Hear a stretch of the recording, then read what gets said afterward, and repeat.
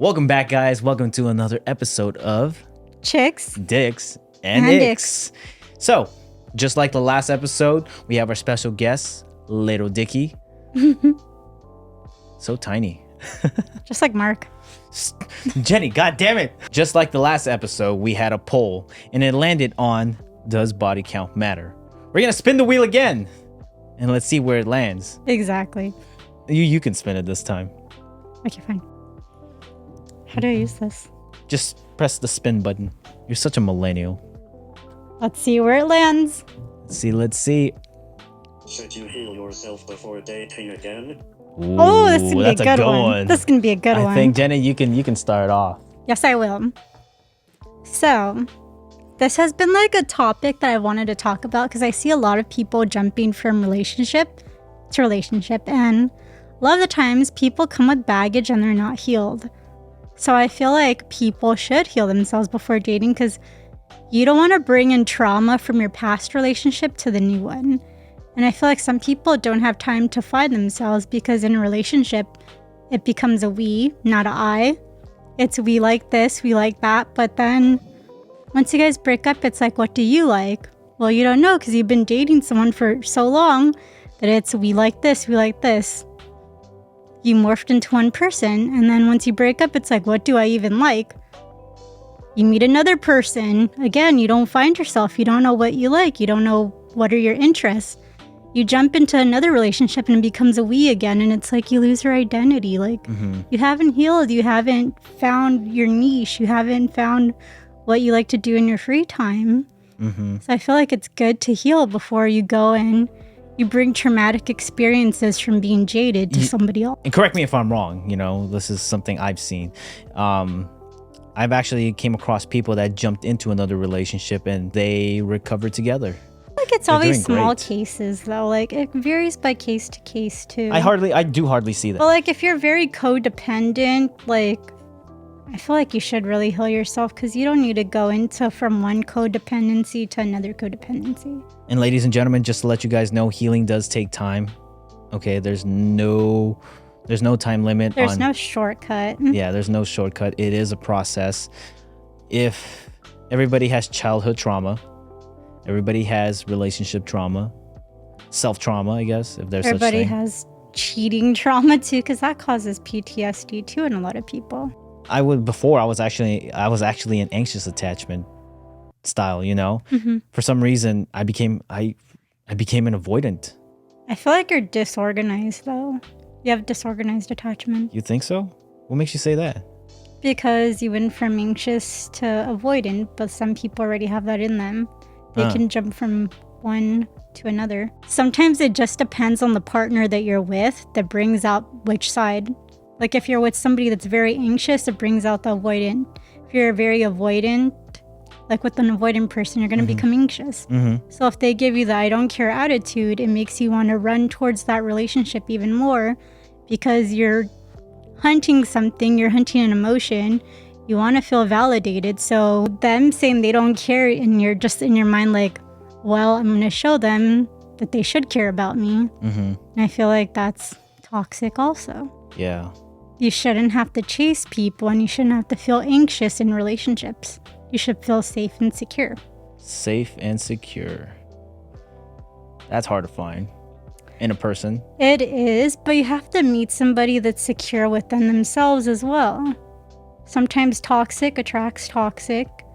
If you have toxic traits, you're going to go after something that's familiar or familiar in like your upbringing. If you had a very chaotic upbringing, you're going to go for somebody that's also like that. That's what they call trauma bonds. That's how you guys relate. That's what feels comfortable. That's something that's so hard to get out of. It is. So hard. That's why you're doing well with going to therapy too. Therapy has helped, honestly, Like it really pinpoints like where I need work at or where I need to work on. And, honestly, it's been a journey. It's been almost a year and I made such a drastic change in my life. Now, I'm not ready to just jump into a relationship. Not anytime soon. Do I consider myself 100% fully healed? Fuck no. I mean, even after 3 years of being single, I don't feel fully healed. Yeah. I feel like I still have like Some trauma. Yeah, because when you get cheated on, it changes your perspective on men a lot for women. Hey, So, it's the other way around too. well, for men too, but I feel like men, I don't know, some men just easily dust that off. Some women just have it lingering, like, am I good enough? Like, why did he cheat on me? Especially like, That's how I felt. Mark, So, you're one of the girls. hold the fuck up. I'm just kidding. Yeah, some people are more sensitive and susceptible to like the hurt than others. Like some guys just brush it off. Some guys like you deal with it in therapy and they want to create a healthy, secure relationship for their next person. Shout out to my boys in therapy. Let me tell you, you guys are doing a phenomenal job. I feel like that's the right step. Don't dust it off. Seek help. That's literally Men, women, everybody needs it. They all need to become a better version of themselves. You never really hear people talk about like their healing process. So I'm kind of glad that you actually shared your process, you know. And it's great that you admitted that it's been 3 years and you still haven't fully healed. You know, it's been like 3 months. No, way longer than that. It's Really? been it's I feel been like it's been 3 minutes for you. No. I don't know, it just The feels fuck? like a short amount of time. I feel great. I feel phenomenal, but I'm not ready. I'm not ready yet. I'm working on me only. Well, we're myself. both in a long relationship the same amount of time. Yours 7 was like years? 7 years.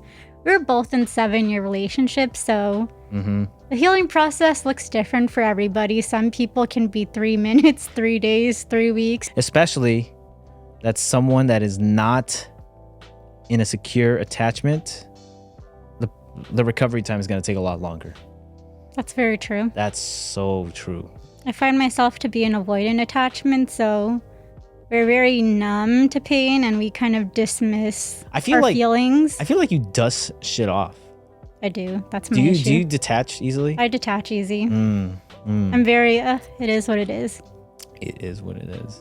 But still, like, that relationship made me not trust men whatsoever. So even now, I take everything with a grain of salt. That's why I was like, oh yeah, I'm not ready to date again because the guard is up. And I'm just like, what is he up to? Let me go look at his following. He's probably liking some girl's page. Or he's probably doing some shady shit. Were they right? So Were I- you right? Okay, my gut feeling is always right. So I give it to myself for that. But still, just having to deal with somebody, I don't know, I feel like this generation of dating is kind of fucked up too. So It is. You can thank social media for that. I really do not want to date anybody right now, only because like I'd rather have my peace and keep my mental health intact.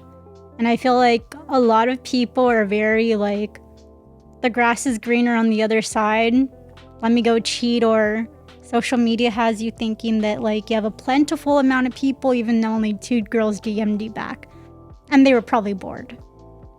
So I feel like everything's just an ego boost and temporary highs, and I don't want to partake in that. Temporary high. Is Yeah. that what you said? Temporary highs. Everybody wants a temporary ego boost. Like, he liked my freaking video. Oh my god, I'm the shit now. Mm-hmm. This girl responded back to me with a little heart on my story. Maybe I can go cheat on my girlfriend with her because she's pretty. That's so weird. Temporary high. Yeah. You know, I never get a high out of that. You know, I've seen girls like my posts and I'm just like, is that a good thing? It's good because I feel like it happens with a lot of insecure men or People. It's always insecure men or men who like they had a glow up later in life, so now that they're feeling themselves, they're gonna go make use of it. Because like in high school, if you were nobody, girls didn't pay attention to you, and all of a sudden you got older, you got better looking, more options are coming to you. Why are you gonna turn that down?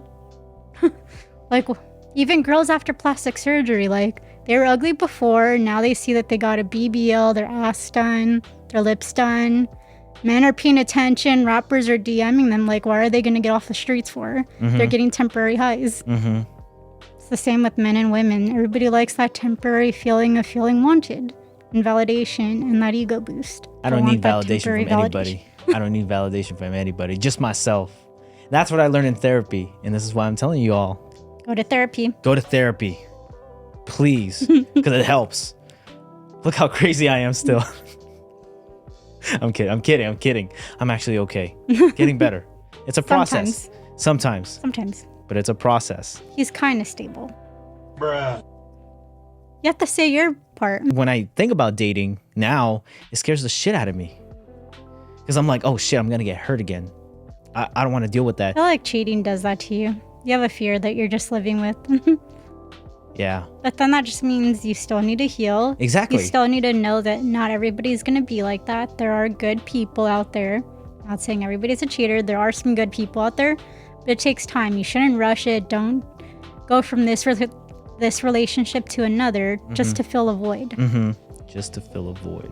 Exactly. And I don't want to do that. So I kind of want to take my time, you know, fully recover. You've been making good progress. You're going to the gym again.